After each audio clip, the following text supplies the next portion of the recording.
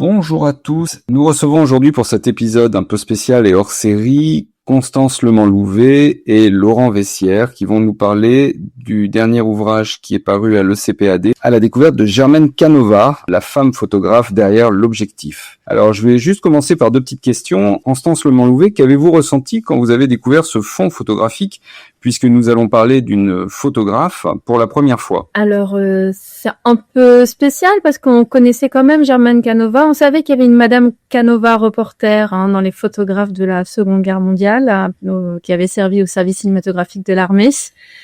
Et puis en fait, en retraçant son parcours, on a compris qu'il y avait vraiment une véritable histoire derrière le personnage. Laurent Vessière, quand Constance Lemant-Louvet vous a proposé ce projet justement sur Germaine Canova, qu'est-ce qui vous a convaincu que c'était le bon moment pour publier cet ouvrage? Alors l'ouvrage venait déjà après une exposition Constance avait été co-commissaire, puisque c'était une exposition qui était coproduite avec le Musée national de la Marine dans son antenne de Port-Louis, qui était centrée sur un reportage de Germaine Canova à la fin de la Deuxième Guerre mondiale lors de la découverte d'un charnier de résistants exécuté par les Allemands. Et cette exposition avait été faite au moment du 80e anniversaire de l'événement. Et donc j'en viens à la réponse, c'est que on était vraiment pile dans une phase mémorielle d'anniversaire de la fin de la Seconde Guerre mondiale, qui était les 80 ans de l'activité de Germaine Canova. Donc exposition et livre il y avait une cohérence en tout cas à faire une expo puis un livre, et j'espère que ce n'est pas fini puisqu'on a d'autres projets autour de Germaine pour pouvoir faire redécouvrir cette photographe que nous trouvons en tout cas assez exceptionnelle.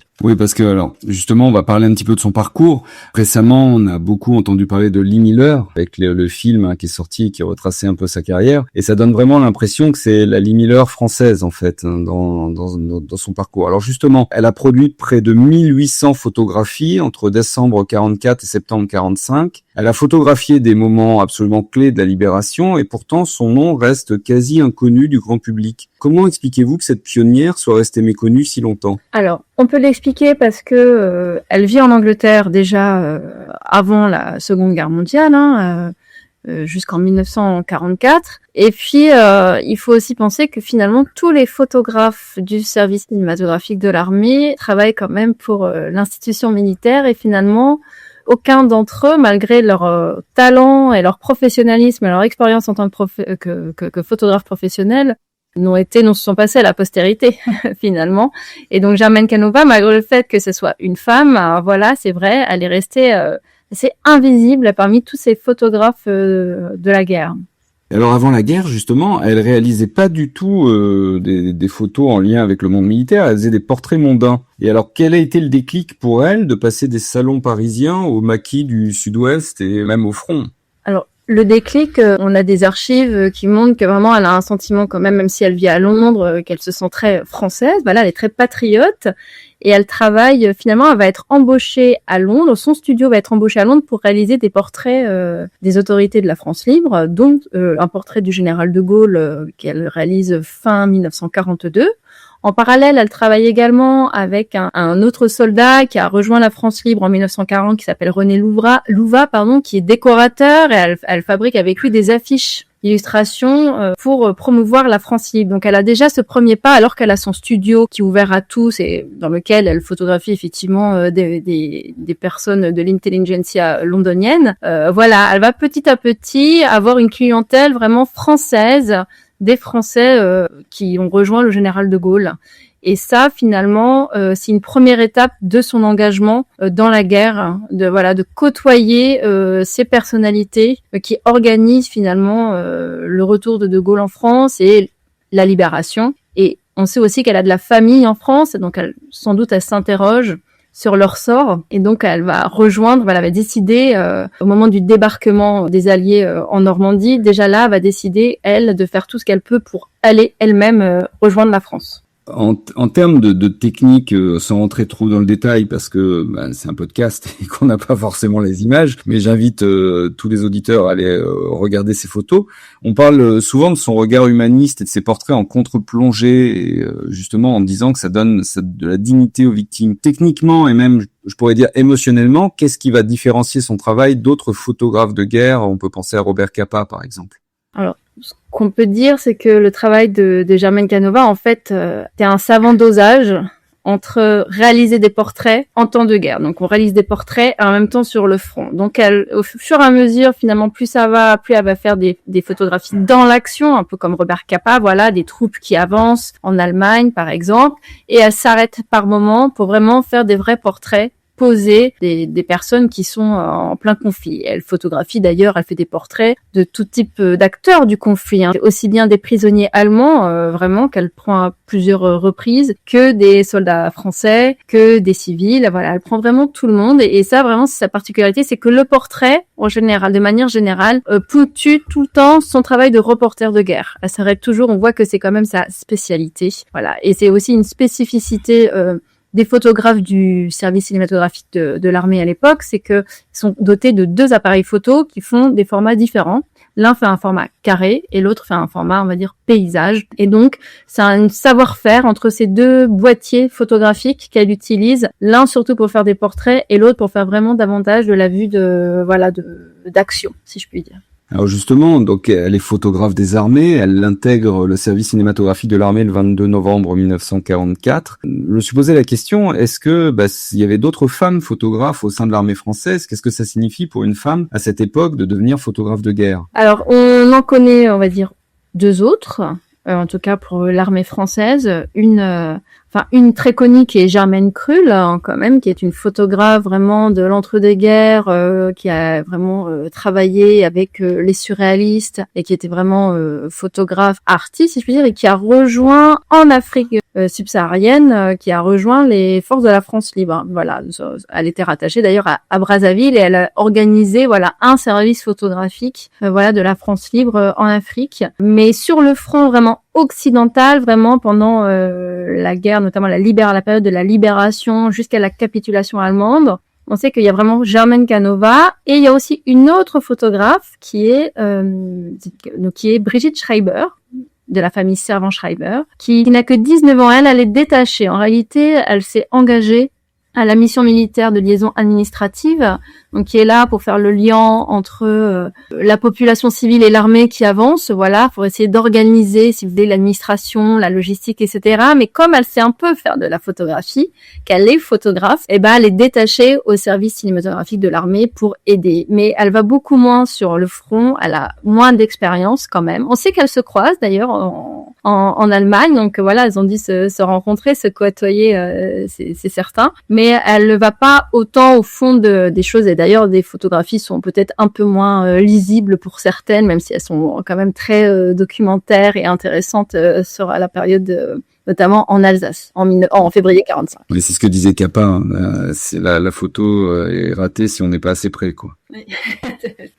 Alors, en avril 45, donc Germaine Canova entre dans le camp de Weilingen et comment ces clichés parviennent-ils à montrer l'indicible dans ce camp? Est-ce qu'il y a chez elle une forme de retenue ou un choix délibéré dans ce qu'elle montre et de ce qu'elle ne montre pas? Je crois que ce qu'on peut dire sur son reportage, vraiment qui est essentiel, c'est qu'elle a une particularité, elle montre finalement l'horreur en montrant le travail de ceux qui sont là pour prendre en charge la situation. C'est-à-dire que elle va suivre surtout l'action des soldats français, des secours auprès de ces déportés et de ces détenus. Donc déjà, il y a ça. Elle documente ça. Elle le décrit bien dans une longue légende. Elle veut vraiment qu'on comprenne ce qui se passe, qu'est-ce qu'ils font, qu'ils emmènent dans telle tente pour aider. Il y a la partie où on habille les déportés, on a une partie où on les soigne. C'est vraiment... elle montre vraiment le travail aussi de ceux qui soignent et qui accompagnent ces déportés. Donc ça, je pense que c'est vraiment la particularité, on va dire, une des particularités de son reportage, et c'est comme ça qu'il y a de la dignité, c'est en montrant finalement les gens qui viennent, qui accompagnent, si vous voulez, ces déportés, ces détenus. L'autre particularité, je dirais, c'est que donc elle continue de faire des portraits de gens qui la regardent, qui acceptent en fait d'être photographiés. Ils la regardent droit, calmement, c'est pas pris, on va dire, les photos ne sont pas prises à la volée ou de manière cachée ou dissimulée, c'est-à-dire qu'ils posent devant, donc ils assument complètement le déporté, au contraire, ils sont là pour témoigner. Et avec cet échange entre le sujet et le photographe, il y a une dignité finalement forcément qui ressort de ce moment, de ces clichés. Et c'est pour ça que on ressent quand même qu'il y a un grand moment d'histoire et de témoignage qui se joue. qu'il y a beaucoup d'unités. Et puis bon, les déportés aussi, il faut bien le dire, quand ils sont photographiés, même ceux qui sont les défunts, même les morts, ils sont toujours. Elle fait toujours attention à ce qu'ils soient bien recouverts. Donc on les traite avec respect sur les images, toujours. Même quand on les enterre, quand on les inhume, c'est toujours avec un grand respect. On n'est pas dans des clichés vraiment où on est sur la nudité violente, etc. Donc elle fait toujours très attention à ce qu'elle monte, mais pour autant on voit bien ce qui se passe, sans forcément dissimuler non trop ce qui s'est passé. Ouais, justement, moi c'est l'impression que ça m'a donné, c'est que quand on regarde les photos justement des déportés, ça m'a rappelé la volonté des déportés de témoigner justement le travail de mémoire et leur volonté de parler et de montrer ce qu'ils avaient vécu, et dans une société qui à l'époque est pas complètement prête à écouter tout ça en fait. Alors après la guerre, donc Germaine Canova part en Pologne, là elle travaille pour le compte des Nations Unies, et elle continue de photographier des déportés et des orphelins. Alors pourquoi ce prolongement? Est-ce que c'est encore du reportage de guerre ou est-ce qu'elle a déjà basculé vers autre chose? On pourrait presque dire du reportage d'actualité en fait. Alors les deux hypothèses sont à retenir. Nous, on pense quand même qu'elle n'en a pas fini avec la guerre, Germaine Canova, après la fin de la Seconde Guerre mondiale qui s'achève donc à la fin de l'été 45.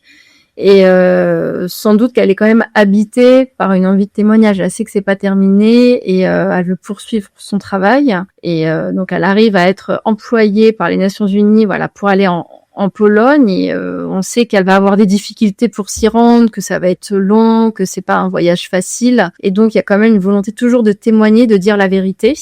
Et en même temps, pendant cette période où elle travaille aux Nations Unies, on sait aussi qu'elle travaille pour des magazines photographiques, le Picture Post ou Parade Magazine. Et là, effectivement, on est aussi davantage peut-être dans le magazine, le reportage d'actualité. Donc il y a les deux finalement qui se jouent là. Justement, vous dites qu'elle a raconté des choses. Est-ce qu'elle a laissé des témoignages personnels, des carnets, des lettres, un récit peut-être de ce voyage en Pologne? Oui. Absolument. Alors c'est des choses dont on a eu la chance de trouver ça donc dans la famille en fait de Germaine Canova, c'est ces endroits qu'on avait retrouvés et qui nous ont aidés pour faire cet ouvrage. Et il y a plusieurs témoignages. Alors notamment en Pologne, effectivement, elle a laissé un récit de son voyage de 9 jours qui l'ont mené de Louvain à Katowice. En Pologne, qui ont duré 9 jours et dans lequel vraiment elle raconte des conditions difficiles, c'est-à-dire qu'elle dort à même le sol du wagon, elle partage il y a un matelas et ils partagent soit le sol, soit le matelas avec les conducteurs du train, il fait froid, il y a rien à manger, il y a pas de sanitaire, c'est vraiment très très long, ils sont arrêtés à chaque barrage, elle a très froid. Et donc enfin, quand elle arrive pour accueillir, en fait, elle doit suivre l'arrivée des trains de l'UNRWA qui viennent apporter de l'aide à la population civile et qui va aussi. Et puis là, en Pologne, il y a beaucoup de retours de dépôts et de personnes déplacées. Oui, parce que c'est plutôt dans l'autre sens que se passe le voyage à l'époque. Oui, c'est plutôt on part de Pologne pour rentrer dans son pays. Oui, et donc elle suit beaucoup de gens qui reviennent, effectivement, qui ont été déplacés. Alors elle note pour certains, ils ont été déplacés en Sibérie et reviennent dans leur pays. Et donc en même temps, l'UNRWA apporte des vivres, des vêtements. Il y a plus de 100 trains qui arrivent dès 1946 pour vraiment porter de l'aide, de l'assistance à la population. Donc elle a embauché pour suivre ça, mais le voyage est très très long parce qu'il faut partir vraiment de Belgique, traverser toute l'Allemagne, elle passe en République tchèque, en Tchécoslovaquie à l'époque, et puis elle arrive enfin en Pologne. C'est très très long. Donc là, ce récit, il est assez extraordinaire parce que ça nous montre encore une fois qu'elle ne lâche rien en réalité, qu'elle est vraiment déterminée pour y aller. On comprend que elle est prête à ne pas avoir de confort, etc. Elle qui elle-même avait déjà témoigné qu'auparavant, quand elle était à Londres, elle aimait bien sa vie un petit peu de confort, et elle avait déjà laissé comme ça un témoignage écrit quand elle va dans les maquis du Sud-Ouest en septembre-octobre 1944, en début octobre 1944, et là on a retrouvé le brouillon d'une lettre qu'elle a écrite à l'une de ses amies disant vous me reconnaissez pas, moi qui aime tant mon petit confort, dormir au chaud, j'ai dormi à même le sol dans des granges, je me suis roulée par terre, j'ai eu le feu, elle a dit j'ai eu le feu au cul, n'importe quoi, mais il y a le feu qui a tiré partout, j'ai vu des soldats tomber, et donc et elle dit ces gens-là, ils sont extraordinaires, ils sont résistants, et me fait honte de moi d'être restée dans ma passivité finalement jusqu'à maintenant, alors que eux ils se battent depuis déjà 4 ans. Et donc là, c'est comme une première étape, comme une bascule un petit peu pour elle finalement, une expérience combattante.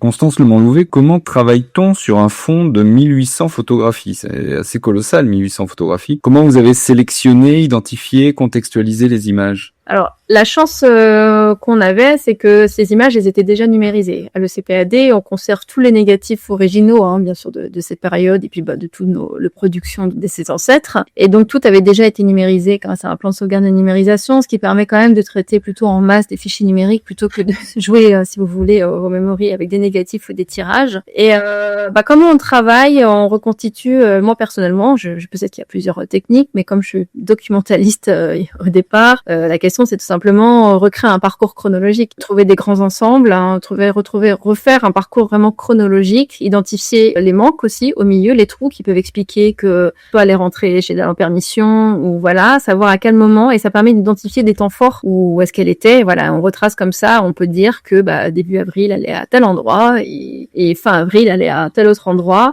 et ça nous permet aussi, on travaille à ce moment-là aussi sur les volumes, c'est-à-dire à partir du moment où on a les chronologies, la chronologie, on regarde où est-ce qu'elle a le plus photographié, évidemment, et on compare tout ça avec des sources archivistiques, de consignes, on compare aussi beaucoup, on regarde si ça a été utilisé dans la presse, si ces photos, on peut les retrouver dans la presse, par exemple. On regarde aussi beaucoup avec les productions de ses collègues, qui étaient parfois au même endroit, savoir qui a été à tel endroit, est-ce qu'elle était toute seule. On cherche aussi beaucoup dans les films, parce qu'il faut savoir que depuis que les opérateurs de vue de l'armée existent, depuis 1915, les photographes et les caméramans fonctionnent par binôme. Donc on sait que quand elle fait des photographies, normalement il y a un caméraman qui est pas très loin. Donc il s'avère qu'on a des films dans lesquels on la voit, Germaine Canova, en train de prendre des photographies.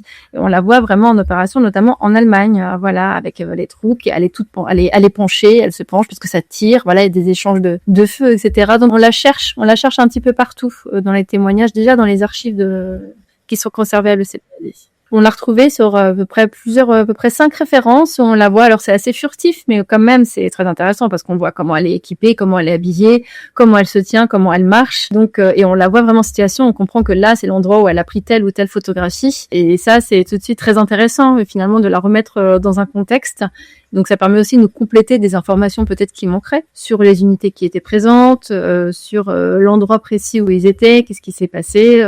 Donc on recherche beaucoup comme ça déjà en interne avec nos archives propres. Et puis évidemment, comme je vous ai dit, on peut aussi aller chercher évidemment dans la presse, voir si ces photos ont été utilisées. Et après, on essaye aussi de retrouver les thématiques qui reviennent sur toutes les photographies produites par tous les photographes du service. Voilà, s'il y a des thématiques, est-ce qu'elle elle a plus montré quelque chose qu'un autre photographe, par exemple. D'accord. Alors justement, il y a un certain nombre de photos qu'elle a prises qui ont été publiées dans la presse. Et vous, dans votre travail, est-ce qu'il y a eu des découvertes, des surprises, des images dont on soupçonnait pas l'existence ou la portée et qui de fait étaient inédites? Alors, comme on vous a dit, comme les photographies, elles étaient toutes numérisées, grâce au travail des archivistes et du pôle des archives, il n'y avait pas de photos inédites. On savait qu'on les connaissait. Il y avait certaines qui avaient été utilisées. Au contraire, c'était très célèbre parce qu'il y a une photographie d'un déporté qui a été utilisée dans le film Nuit et brouillard. Donc c'était quand même au contraire une photo un peu iconique. En revanche, c'est vrai que quand on a travaillé dans les archives de la famille, là, on a eu des surprises, évidemment. C'est des choses qui n'avaient pas du tout été sorties. Donc, toutes les photographies qu'elle a prises dans le maquis ou en Pologne, ça a été des découvertes, vraiment. On ne savait pas. Donc, ça, c'est complètement inédit, effectivement.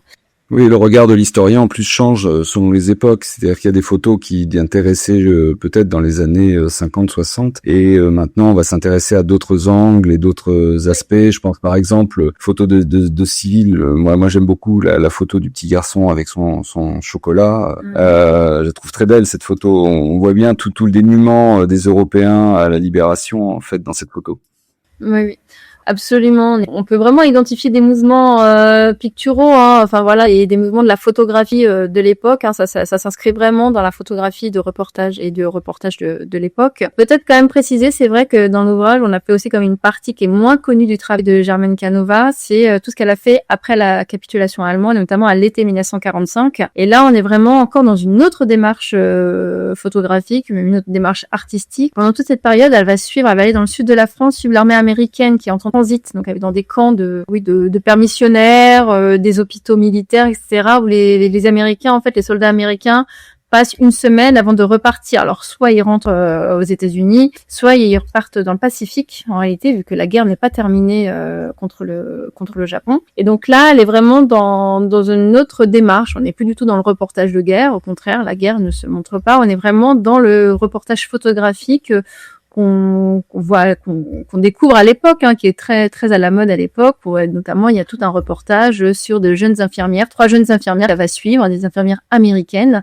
un hôpital américain à Marseille. Et là, vraiment, c'est leur petit quotidien. Donc, on voit pas une seule fois un blessé ou leur travail auprès des blessés de guerre. C'est vraiment leur belle vie en tant qu'infirmière dans le sud de la France. Donc, à la piscine, on boit du Coca-Cola, on s'amuse, on fait notre voilà. Et là, on est vraiment dans une incarnation finalement d'un personnage qui a fait la guerre, mais d'une manière un peu plus, on va dire, légère, qu'on retrouve facilement dans les magazines photographiques de l'époque. D'accord. Alors on a beaucoup parlé de l'ECPAD.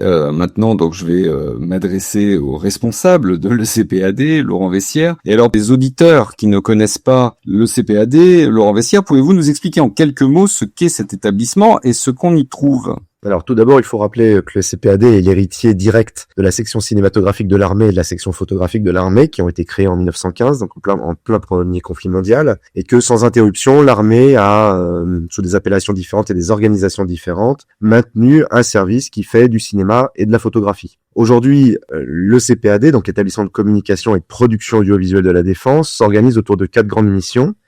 La première, c'est la formation des sous-officiers, principalement, des 3 armées qui se destinent au métier de l'image, donc photographe, caméraman, preneur de son, etc. Et donc, ils les forment aussi bien en formation initiale qu'en formation continue. Ça, c'est la première mission. La deuxième mission, c'est la production audiovisuelle sous toutes ses formes, c'est-à-dire à la fois la projection de soldats en opération extérieure pour couvrir l'action des armées françaises, mais aussi la captation événementielle liées aux armées ou à la mémoire combattante, et toutes sortes de productions pour les services de communication du ministère des Armées. Troisième mission, ces archives qui sont produites par l'établissement, nous les conservons, mais nous collectons également les archives qui sont produites par les autres services de communication du ministère, et donc nous sommes le service public d'archives définitive audiovisuelle et photographique du ministère des Armées. J'y reviendrai un petit peu plus tard, c'est une particularité française. Et puis, dernière mission, c'est la valorisation sous toutes ces formes de ces archives, qui fait que le CPAD aujourd'hui était aussi un service culturel, qui est son propre éditeur, qui fait des expositions, qui participe à des festivals, qui a une action pédagogique très importante, qui a aussi une action scientifique auprès des universités, vraiment dans la recherche autour de ces fonds photographiques et audiovisuels. Voilà, c'est un établissement assez unique au monde, non pas parce que nous sommes les meilleurs, même si nous le pensons évidemment, mais c'est surtout parce qu'en fait, nous avons toute la chaîne de l'image qui existe regroupée au sein d'un même établissement, alors que la plupart des autres pays ont fait le choix ou ont décidé à certains moments, mais pas sous forme de choix, de scinder les différentes missions. Juste une question. Moi, j'avais connu le sigle CIRPA. C'est l'ancien sigle, en fait. Pas du tout. CIRPA, c'est le service d'information de relations. Non? Ok. Je couperai au montage. De l'armée ou des armées, eh bien, ça dépend en fait. Là, aujourd'hui, on a 3 CIRPA, enfin 4 même. On a 3 CIRPA au ministère des Armées, celui de l'armée de terre, de l'armée de l'air et de la marine, et au ministère de l'Intérieur, celui de la gendarmerie. D'accord. Donc, ce sont vraiment les services de communication des armées. D'accord. Ok. Nous, on n'est pas un service de communication. C'est ça qui est vraiment important en fait pour les auditeurs, c'est que dans cette partie production, on produit des supports pour les services de communication. D'accord. Et moi, j'ai noté, m'arrêtez si je me trompe, 15 millions de photographies, 100 000 heures de films qui sont conservés à l'ECPAD. Et qu'est-ce qui distingue ces archives des autres fonds sur la Seconde Guerre mondiale, par exemple ce qu'on peut trouver aux Archives nationales ou à l'INA? Eh bien, la particularité de l'organisation des archives en France fait que le ministère des Armées et le ministère de l'Europe et des Affaires étrangères sont les 2 seuls ministères autonomes en matière d'archives, et ça depuis l'Ancien Régime. Donc ce qu'on trouve aux Archives nationales, c'est toute la production des ministères, sauf celui du ministère des Armées et du ministère des Affaires étrangères. Et l'INA, c'est encore autre chose, puisque c'est le dépôt légal de la télévision. Donc en fait, ce que l'on trouve à l'ECPAD, ce sont les archives produites par les armées françaises depuis 1915, et ça c'est unique. On est les seuls à avoir ces fonds. Ils sont enrichis aussi, j'en ai pas encore parlé, de fonds privés, d'origine privée, puisqu'on acquiert dès 1915 et jusqu'à aujourd'hui des fonds pris par des anciens militaires ou des familles de militaires ou des proches des armées, qui viennent enrichir par une vision plus personnelle la production officielle, et ce qui nous permet d'avoir des photographies qui remontent, pour les plus anciennes, jusqu'à 1842. Oui. Ah ouais, donc au début de la photographie, quoi. Au tout début de la photo. Alors, des archives, et comment rend-on ces archives accessibles au public? Un enseignant, un chercheur peut-il y accéder facilement, ou est-ce que c'est réservé à un public militaire, par exemple? Alors pas du tout, hein. En France, il n'y a qu'une seule loi sur les archives, codifiée dans le Code du patrimoine, et qui reconnaît l'accès aux archives publiques par toute personne qui en fait la demande, à partir du moment où ces archives ne sont pas protégées par un secret prévu par la même loi. Donc, pour avoir accès aux archives de l'ECPAD, il y a deux manières. La première, c'est de se déplacer, de venir en médiathèque, qui est ouvert 5 jours sur 7, et on sera ravis de vous accueillir pour consulter nos documents.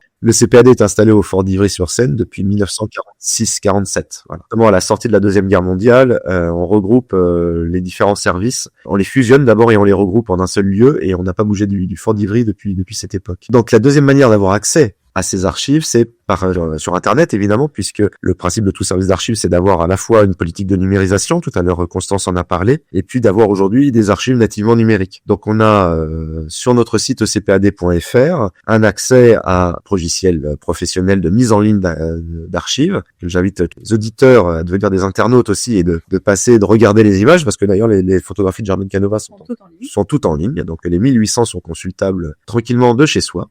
Et c'est assez facile. On va sur ecpad.fr, on clique sur archives et on rentre dans le logiciel Archotech, pour ceux qui connaissent, qui est très utilisé dans les services d'archives. Alors, comment justement le CPAD, qui a une fonction aussi de diffusion de ces fonds, décide-t-il de sortir de l'ombre un fonds spécifique pour en faire un ouvrage? C'est très variable, hein, comme réponse. Il y a pas une réponse unique. D'abord, le CPAD, il n'est pas hors sol. C'est un établissement sous tutelle du ministère des Armées, qui a la responsabilité de la politique mémorielle en matière de mémoire combattante. Donc on a un calendrier officiel fixé par la ministre déléguée auprès de la ministre des Armées, qui nous indique quels sont les grands anniversaires qui seront commémorés chaque année.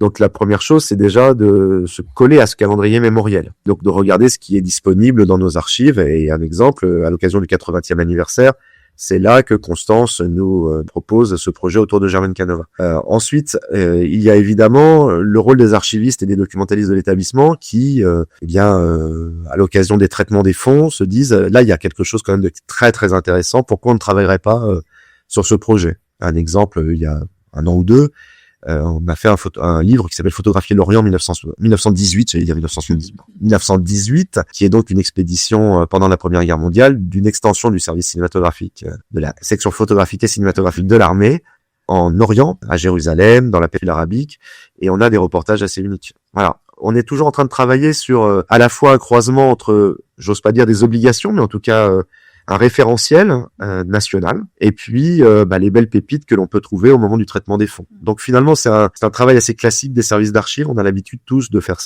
procéder comme cela. Alors le CPAD continue d'envoyer des soldats de l'image sur les terrains d'opération aujourd'hui. Et en quoi ce travail de documentation en temps réel a-t-il évolué depuis l'époque de Germaine Canova? Est-ce qu'ils sont toujours deux, le photographe et celui qui filme? Alors oui et non. En fait, oui, parce que Constance n'a pas tout dit, c'est qu'en fait, ils sont pas deux, ils sont trois.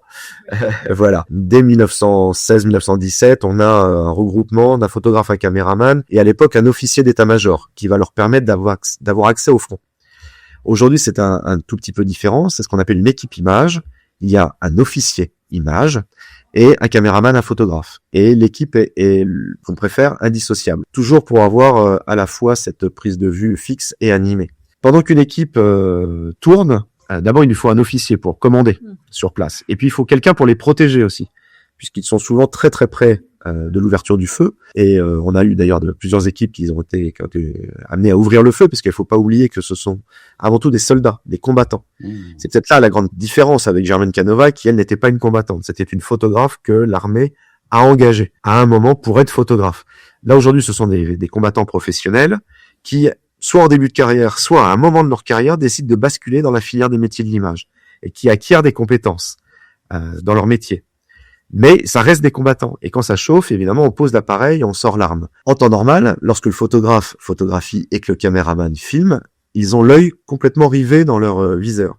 Et donc, il faut quelqu'un aussi qui soit amené à les protéger et à les diriger. Et ça, c'est le rôle de l'officier image. D'accord. Alors là, moi, ça a allumé une petite ampoule dans ma tête, parce que forcément, ma spécialité, c'est l'espionnage, et je me demande si il y a des équipes justement d'images qui ne font pas aussi du renseignement. Non, parce que là, c'est très clair. Nos missions sont assez claires. Pour le faire du renseignement, il y a des services spécialisés. D'accord.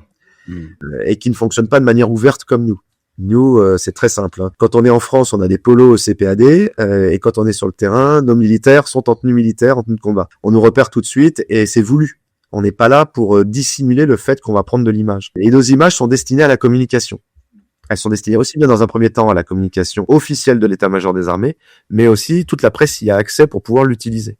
Donc on n'est pas dans des actions de prise d'image, je dirais, secrètes ou même non annoncées. Quand on prend des images, même notre adversaire le sait. Et alors donc le CPAD est aussi un acteur culturel et éducatif. Et justement, quel rôle le CPAD peut-il jouer auprès des enseignants qui sont nombreux à écouter le podcast et des élèves, notamment pour la Seconde Guerre mondiale, enseigner la Seconde Guerre mondiale autrement que par des textes? Eh bien, nous avons une enseignante agrégée que nous avons la chance d'avoir à temps plein à le CPAD, qui n'est d'ailleurs pas toute seule dans son équipe, dans le pôle dont fait partie également Constance. Et nous avons une politique pédagogique à 2 niveaux principalement.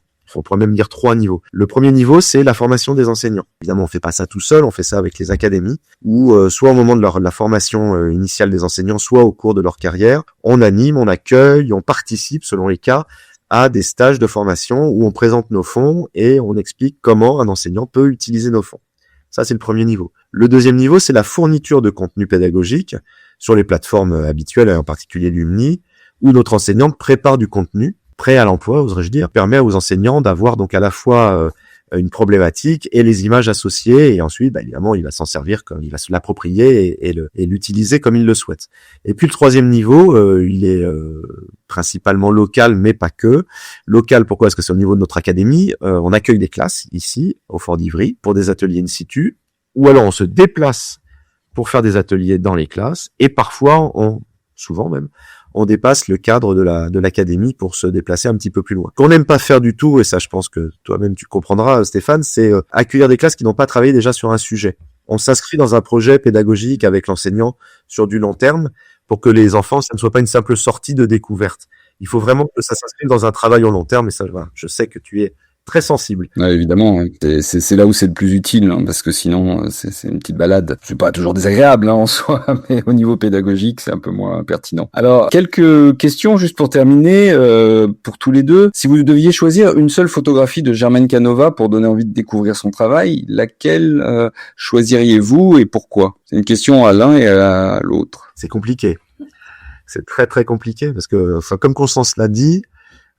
C'est quand même une œuvre assez protéiforme, Germaine Canova, en fonction il y a des cycles de production et faire découvrir en une seule photo toute son œuvre, c'est très compliqué. Bon, je me lance. J'espère que ça va pas être la même. Il y a une photographie qui est prise à Karlsruhe, que globalement on aime bien au service, qui est prise à Karlsruhe donc au début du mois d'avril 1945. C'est une photographie qui est prise en hauteur, justement dans ce format rectangulaire dont parlait Constance. On voit la place du marché avec au premier plan probablement une camionnette du service cinématographique de l'armée. Dessus, sur le toit de la camionnette, on a un photographe qui prend en photo la place en elle-même. Donc c'est une sorte de mise en abîme un peu du travail de la section par cette ville de Karlsruhe qui a été en grande partie détruite, mais où il reste quand même un patrimoine monumental, en particulier, je pense, avec un bâtiment public sur la droite de l'image. Et voilà, c'est un peu tout le talent de Germaine, je trouve, dans une seule photo qui décrit une situation. Alors c'est pas un portrait, parce que si ça avait été ma photo favorite, c'était autre chose. Mais pour faire découvrir son œuvre, c'est peut-être cela, c'est cette capacité qu'elle a de créer une atmosphère à travers une seule photographie. Elle est très graphique en plus cette photo. Hein. Je vois très bien, extrêmement graphique. En plus. Et moi j'hésite très très fortement, forcément parce qu'il y en a plus d'une. Il y a quand même une photo. Il y a une photo, j'ai dit tout à l'heure, qui était iconique d'un déporté, mais en réalité il y en a une qu'elle a faite le même jour d'un autre déporté qui est vraiment pleine de dignité, qui a une sorte de halo un petit peu lumineux. C'est la photographie donc d'un déporté qu'on est en train de soigner. On voit juste son visage, il y a un drap qui le recouvre jusqu'au cou et il la regarde vraiment fixement, un peu apaisé. Et voilà, et là c'est nimbé un peu d'une lumière assez douce, voilà, de quelque chose d'apaisé, on dirait. Et là c'est vraiment tout son talent. Il y a une connexion qui se fait entre le regard de ce déporté.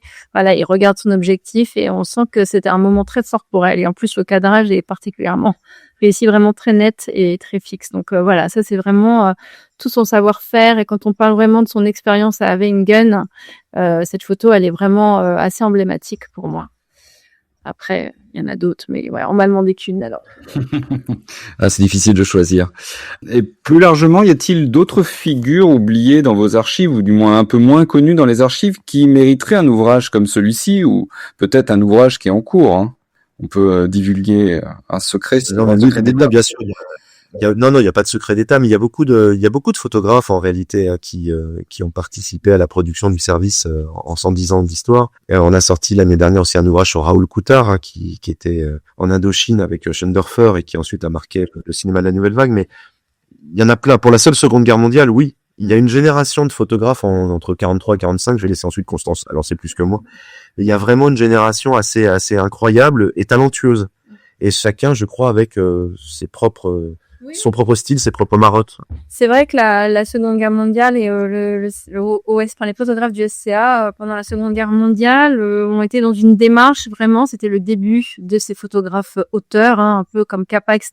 Ils commencent un peu à se mettre en scène et à vouloir aussi avoir être reconnus pour ce métier spécifiquement de photographe. Et on a notamment dans ces équipes-là le chef qui s'appelait Albert Plessis, et il était lieutenant, il était chef donc des photographes en 1945. Et lui, c'est quelqu'un, il était avant la guerre déjà photographe, et il va se battre vraiment pour la question du droit d'auteur, par exemple, des photographes après la Seconde Guerre mondiale. Il a été aussi en Allemagne d'ailleurs en avril 1945.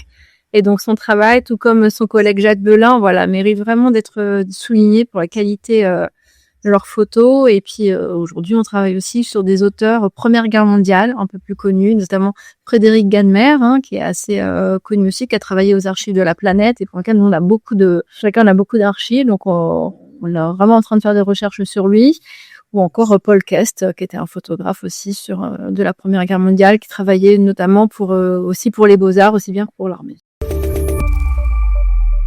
Constance Lemoine-Louvet et Laurent Vessière, merci beaucoup pour ces éclaircissements autour donc de Germaine Canova et du fond de l'ECPAD. L'ouvrage Germaine Canova, photographe de guerre, disponible dans toutes les librairies, j'imagine. Dans les librairies, sur les plateformes, et puis sans oublier notre site internet, ecpad.fr. Eh bien, merci beaucoup. Merci.